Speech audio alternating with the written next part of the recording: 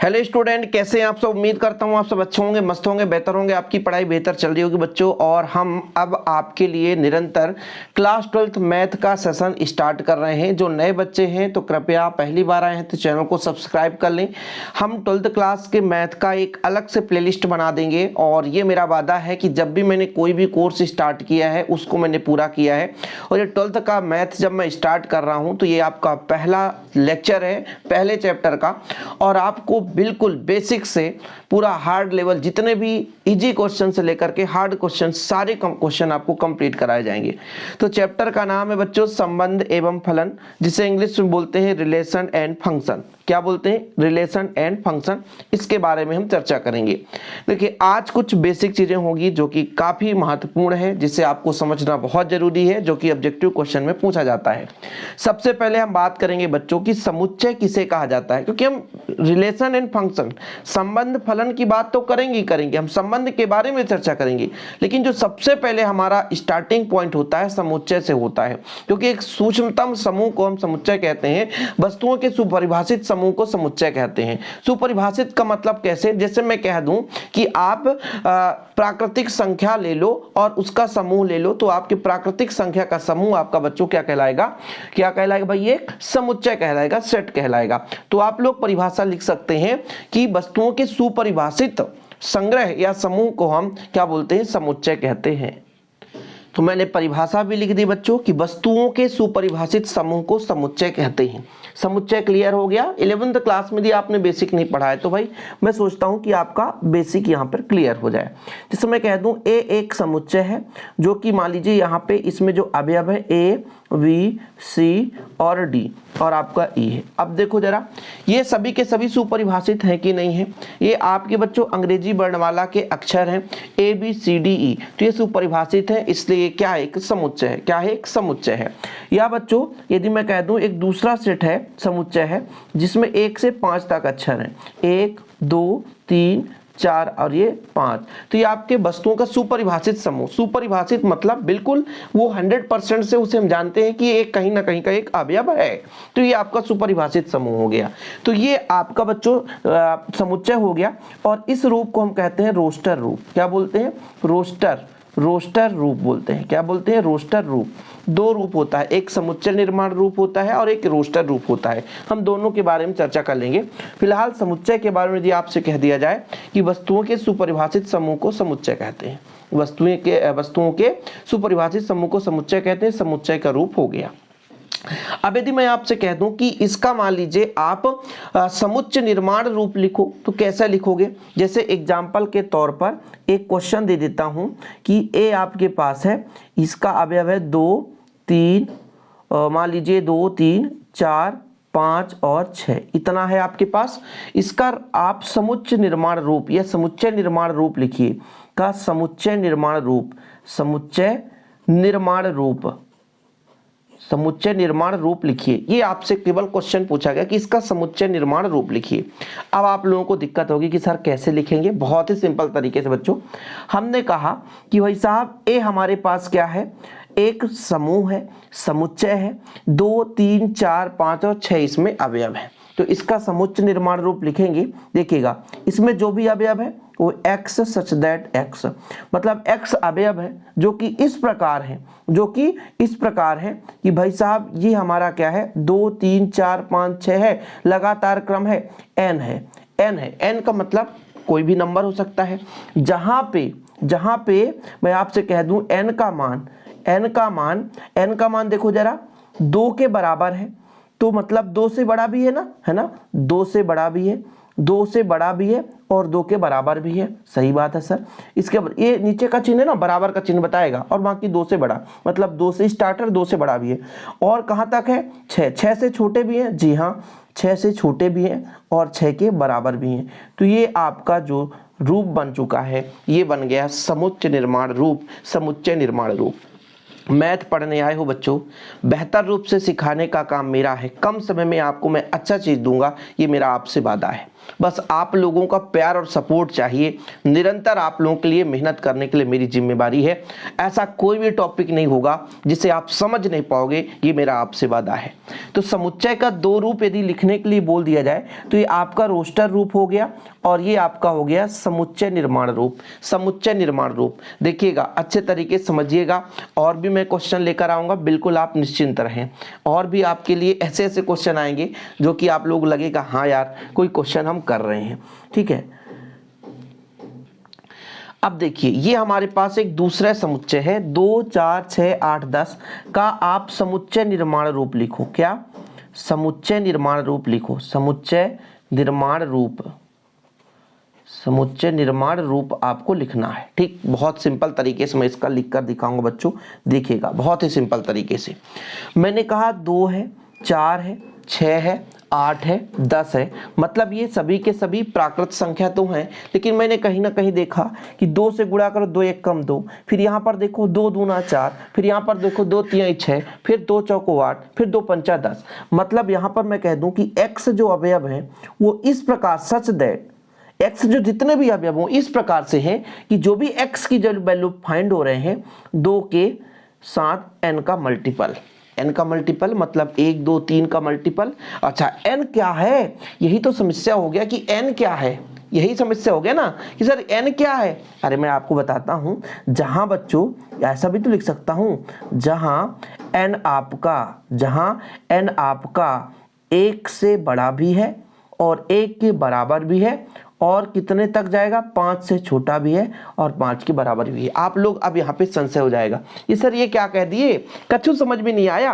कहाँ का कह दिए सर, बिल्कुल समझ में नहीं आया। अरे बच्चों थोड़ा समझने की कोशिश करें। 2 है, 4 है, 6 है, 8 है, 10 है। हमने 2n माना है कि ये जो भी है 2n के बराबर है। n का मान मैंने 1 रखा तो 2, 2 रखा तो 4, 3 रखा तो 6, 4 रखा तो 8 और 5 रखा तो 10। तो n का मैंने 1 से मान बड़ा भी लिया है, 1 के बराबर भी लिया है, तब ना 1 2 के 2, फिर बड़ा लिया 2 दूना 4, फिर उससे बड़ा लिया, लेकिन हाँ 5 तक ही लिया और 5 से छोटा ही लिया, 5 से ज्यादा बड़ा नहीं लिया। इसलिए तो 1 से बड़े अवयव भी मैंने लिया है n की जगह, 5 से छोटे भी लिया है, 1 के बराबर भी लिया है, 5 के बराबर भी लिया है। ये आपका बना समुच्चय निर्माण रूप। क्या बात है, समझ में आ रहा है ना, कोई दिक्कत तो नहीं है ना बच्चों। थोड़ा आप अच्छे तरीके से समझेंगे कोई प्रॉब्लम नहीं होगी, ठीक है ना, क्लियर है। चलिए अब हम बात करेंगे सेकेंड पॉइंट पे। यदि हम आपसे कह दें कि समुच्चय के बाद आप उप समुच्चय बोलो, सेट को बोलते हैं समुच्चय, सेट मतलब समुच्चय इंग्लिश रूप, और सब सेट, भाई इसके अधिकतम कितने छोटे से छोटे समुच्चय बनाए जा सकते हैं, समुच्चय के और सूक्ष्मतम समुच्चय है ना, वो आपके उप समुच्चय कहलाएंगे। जैसे ए को आप अकेला कर दो, बी को अकेला कर दो, सी को अकेला कर दो, डी को अकेला कर दो, ई को अकेला कर दो, ये अपने आप में भी एक समुच्चय है।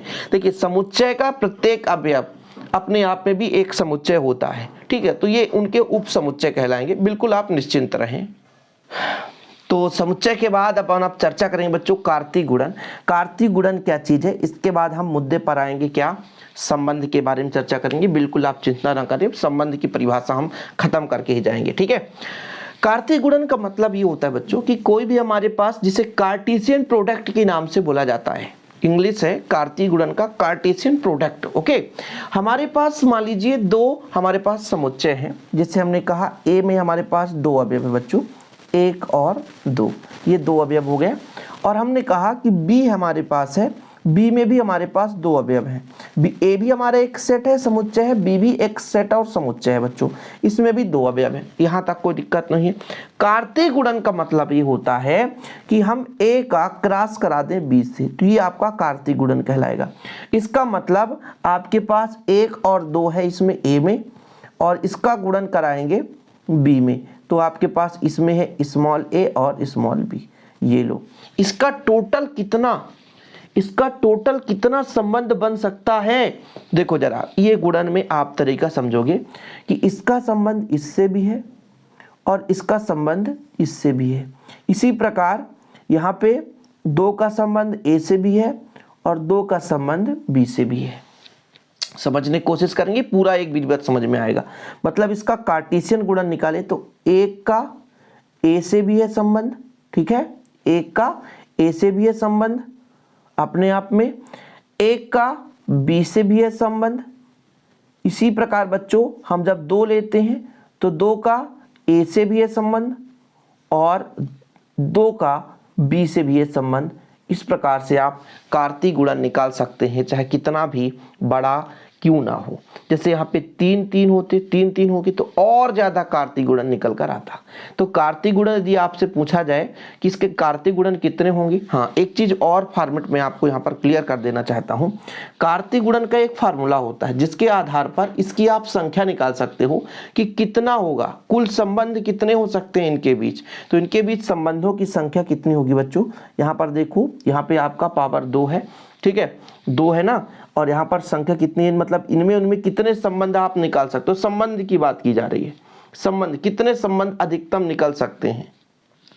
तो इसमें जितने भी अवयव हैं 2 और इसमें जितने भी अवयव हैं कितने, तो इसमें भी 2 हैं, तो कुल मिलाकर के 2 का पावर 4 इतना संबंध इनसे निकल सकता है। संबंध की बात कर रहे हैं कि संबंध कितना निकल सकता है। कार्तीय गुणन तो आप लोगों ने सीख ही लिया बच्चों, क्लियर है, कार्तीय गुणन भी समझ में आ गया। अब बात करते हैं संबंध की। तो संबंध को समझने के लिए बच्चों आपको 2 अरिक्त समुच्चय लेना होगा। अरिक्त समुच्चय का तात्पर्य क्या होता है कि जिसमें कोई ना कोई अवयव जरूर हो। एग्जाम्पल के तौर पर मैं आपसे कह दूं कि a बराबर यहाँ पर 1 और 2 है, ये आपका अरिक्त समुच्चय है। अरिक्त मतलब बच्चों इसमें कोई ना कोई अवयव जरूर होना चाहिए। दूसरा मैं समुच्चय ले लिया b, इसमें आपके पास 3 और 4 हैं। तो इसमें मैं कार्तीय गुणन निकालूं a क्रॉस b का, यदि मैं आपसे कह दूंगा a क्रॉस b का, तो आप कहोगे सर कि a क्रॉस b में निकल कर आएगा a का b से संबंध। जैसे मैं कह दिया 1 और 2 क्रॉस में हो जाएगा 3 और 4, ये मैं a क्रॉस b निकाल रहा हूं। तो 1 का 3 से, 1 का 3 से बच्चों, फिर 1 का 4 से, 1 का 4 से, थोड़ा समझने की कोशिश करें तब आपको समझ में आएगा। फिर 2 का 3 से, 2 का 3 से, फिर 2 का 4 से, 2 का 4 से। अब मैं यदि कह दूं भाई कि a और b के बीच कितने प्रकार के संबंध हो सकते हैं, तो इनके बीच संबंध निकालने के लिए इसमें कितने अवयव हैं 2 और इसमें कितने अवयव हैं 2, तो भैया टोटल 2 घात 4 प्रकार से आपके पास संबंध निकल कर आ सकते हैं।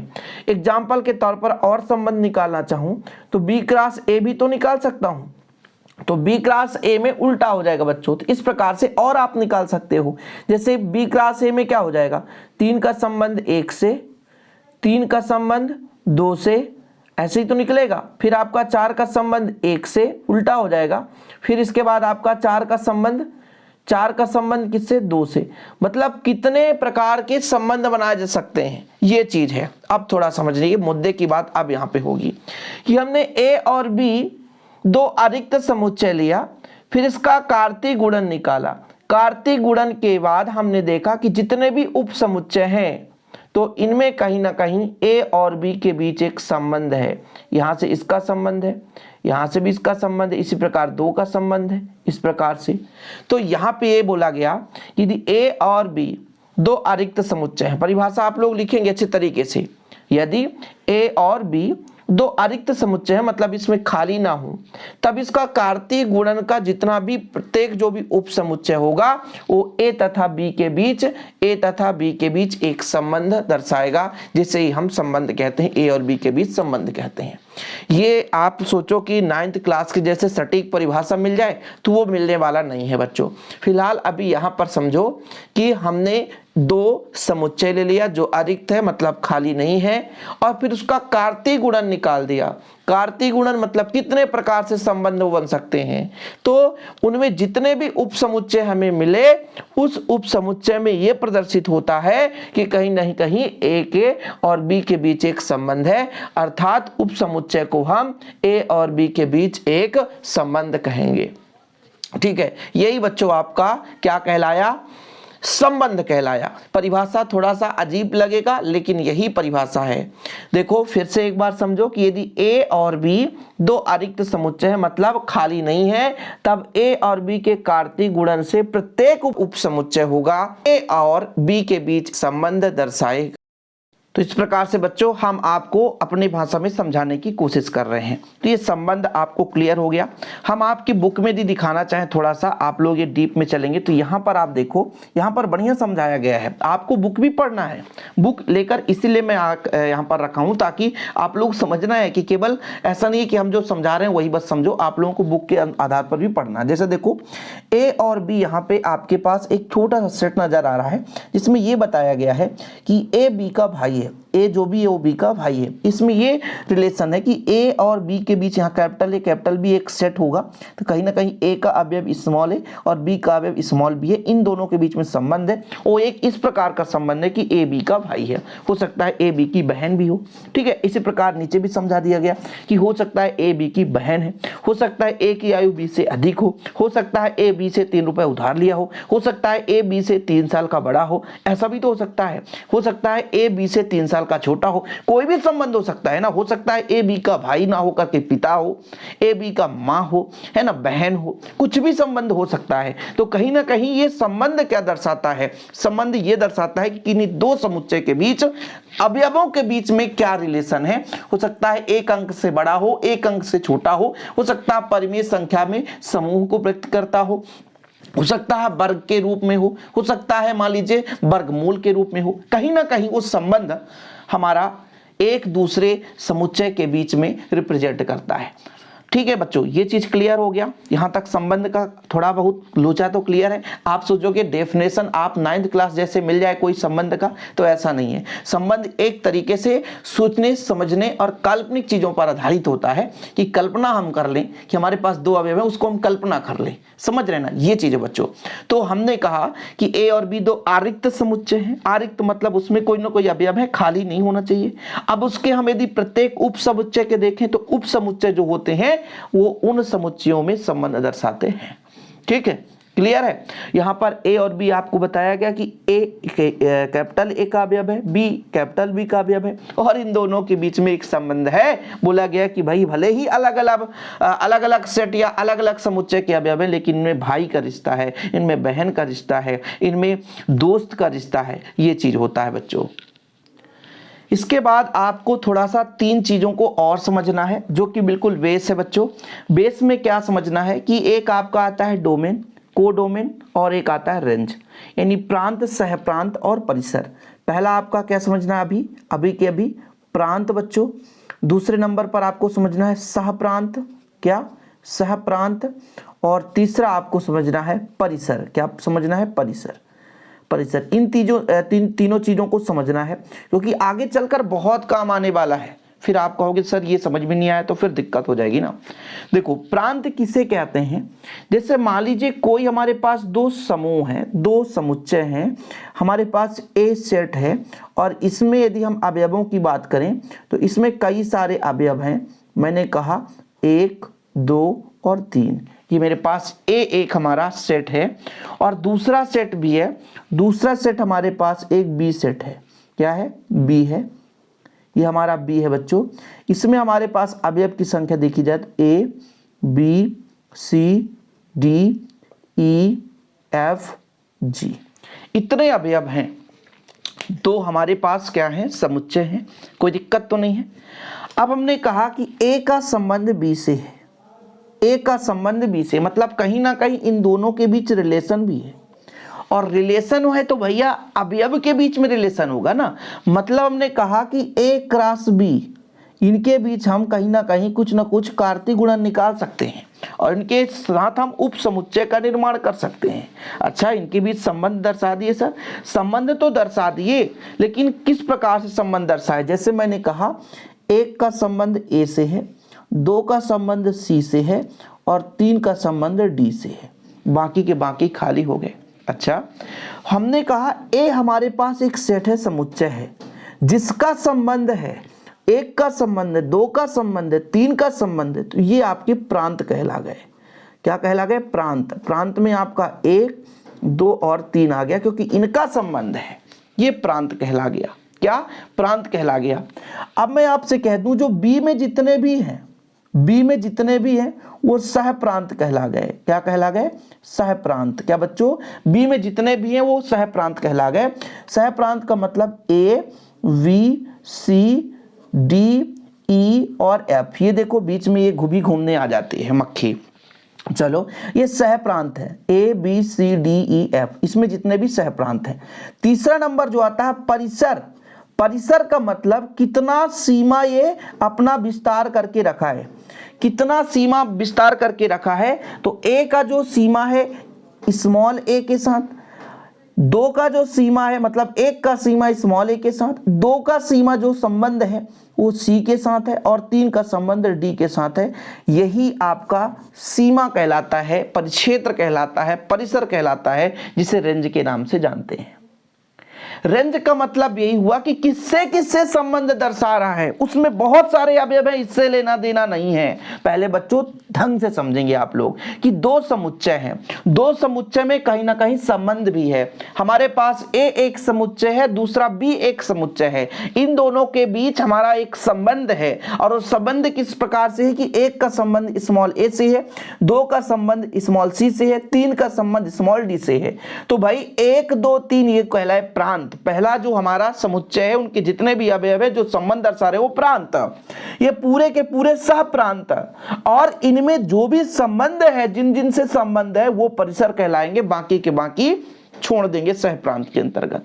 मतलब परिसर का मतलब एक निश्चित सीमा, एक निश्चित दायरा होता है। यहां पर यह बताया गया कि जो भी हमारे पास ए समुच्चय है इसके जितने भी अवयव हैं कहां तक सीमित हैं वही उसकी सीमा अर्थात परिसर कहलाता है बच्चों। क्या? परिसर। इसके इंग्लिश की बात करें तो आपका डोमेन होता है, डोमेन होता है, ये डोमेन है बच्चों।